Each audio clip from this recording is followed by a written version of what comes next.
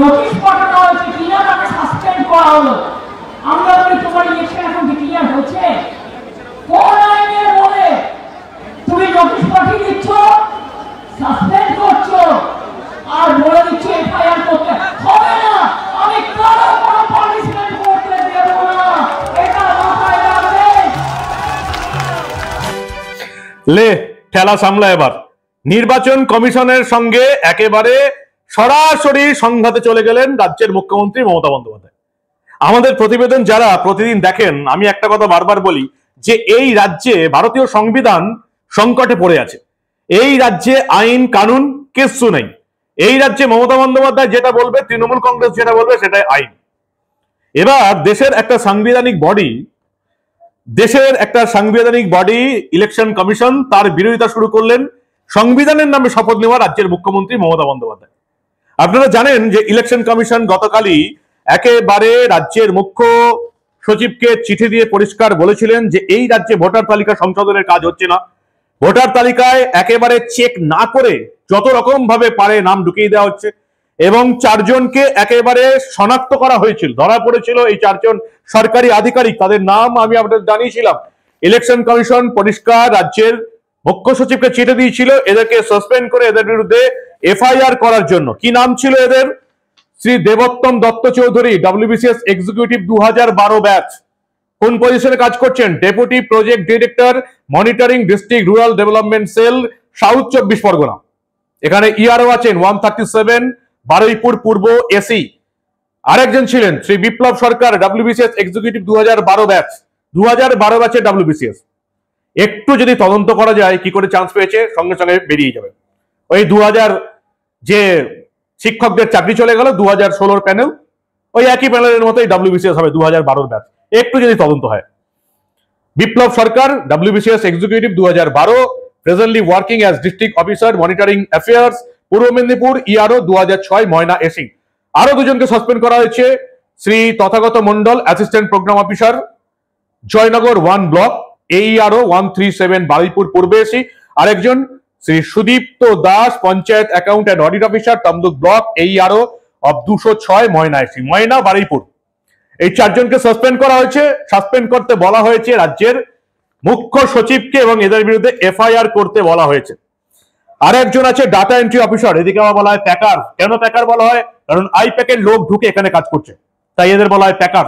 Data entry পদে যারা কাজ করছেন, ভুয়ো ভোটার ঢোকাচ্ছেন, তারা সবাই আইপ্যাকের লোক, এমনটাই বিরোধী বিজেপির অভিযোগ।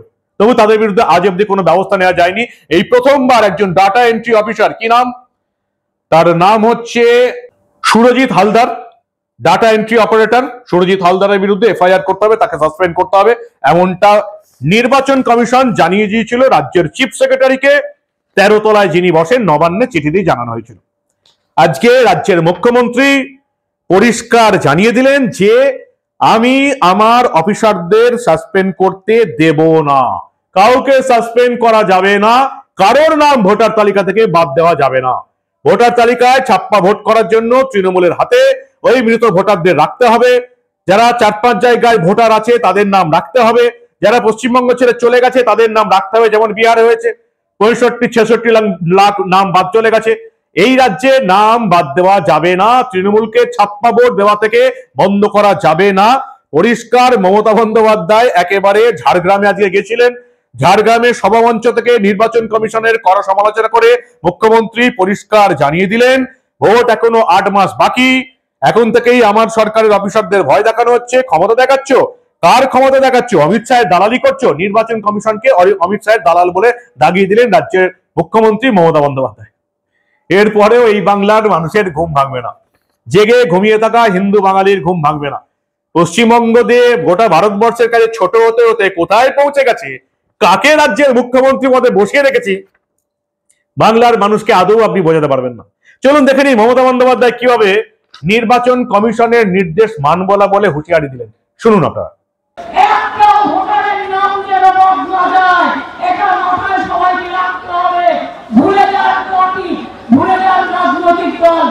আপনার ঠিকানা আপনাকে রক্ষা করতে হবে। সরকারি কর্মচারীদের ভয় দেখানো হচ্ছে। কালকে আমার 2 নোটিশ পাঠানো হয়েছে কিনা তাকে সাসপেন্ড করা হলো। আমরা বলি তোমার ইলেকশন এখন ডিক্লিয়ার হয়েছে, কোন আইনের বলে তুমি নোটিশ পাঠিয়ে দিচ্ছ, সাসপেন্ড করছো, আর বলে দিচ্ছ এফআইআর করতে হবে না। আমি কারো কোনো পানিশমেন্ট করতে দেব না, এটা মাথায় রাখবে। ভয় পাওয়ার কোনো কারণ নেই। বিজেপি রবীন্দ্রনাথ ঠাকুর গান্ধীজি কে নিয়ে একটা কবিতা লিখেছিলেন, সেখানে লাস্ট লাইন ছিল ভয় না পেলে ভয় দেখাবে কাকে।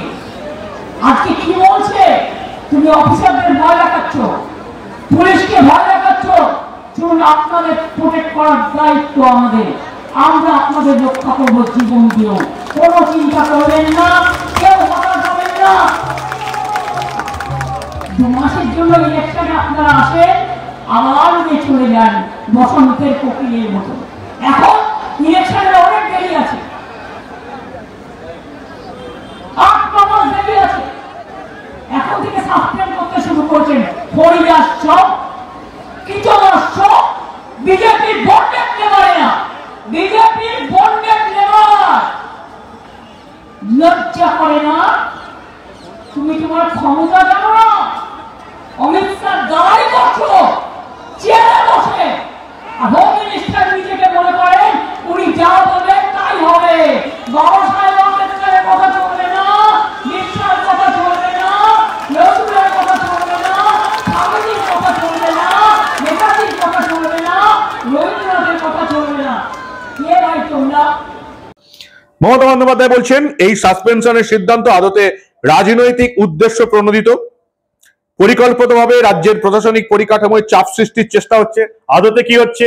আদতে এই সরকারি অফিসাররা আরো বড় তৃণমূলী সেজে ভোটার তালিকায় ভুয়ো নাম ঢোকাচ্ছেন, বাংলাদেশি অনুপ্রবেশকারীদের ঢোকাচ্ছেন, রোহিঙ্গা মুসলিম অনুপ্রবেশকারীদের ঢোকাচ্ছেন, রাজ্যের সর্বনাশ করছেন, তৃণমূলের হয়ে কাজ করতে গিয়ে দেশের সর্বনাশ করছে। নির্বাচন কমিশন এই 4 জনকে শনাক্ত করেছে এবং এই 4 জনকে সাসপেন্ড করা হবে। এবার এদের বিরুদ্ধে এফআইআর জেলে যাবে এবং মমতা বন্দ্যোপাধ্যায় এই যারা নির্বাচন কমিশনের হয়ে কাজ করছে কিন্তু নিজের কাজটা ঠিকঠাক করছে না, তাদের পাশে দাঁড়াবেন। রাজ্যের মানুষ কি মমতা বন্দ্যোপাধ্যায়ের এই বাংলার মানুষকে ভুল বোঝানোর চেষ্টা বুঝতে পারবে? যদি বুঝতে পারে পশ্চিমবঙ্গ বাঁচবে। যদি বাংলার মানুষ আবার একবার মূর্খ হয়ে যায় এবং ভুল জায়গায় ভোট দেয়, এই রাজ্যে পরিবর্তন না আনে, তাহলে পশ্চিমবঙ্গ শেষ হয়ে যাবে। খুব পরিষ্কার কথা। একেবারে খাদের কিনারায় পশ্চিমবঙ্গের মানুষ দাঁড়িয়ে আছে। 2026-এর নির্বাচনে মমতা বন্দ্যোপাধ্যায় সরকার ক্ষমতা এলে পশ্চিমবঙ্গকে খাদের তলায় তলিয়ে যাওয়া থেকে কেউ আটকাতে পারবে না। মমতা বন্দ্যোপাধ্যায় ইলেকশন কমিশনের বিরুদ্ধে লড়াই শুরু করলেন। কি বলবেন আপনারা? আপনাদের মূল্যবান এবং গুরুত্বপূর্ণ মতামত জানান দা নিউজ বাংলার কমেন্ট সেকশনে। দেখতে থাকুন দা নিউজ বাংলা। আমরা আবার এই রাজ্যে ঘটে যাওয়া এই ধরনের অনেক গুরুত্বপূর্ণ খবর চেপে রাখতে দেব না।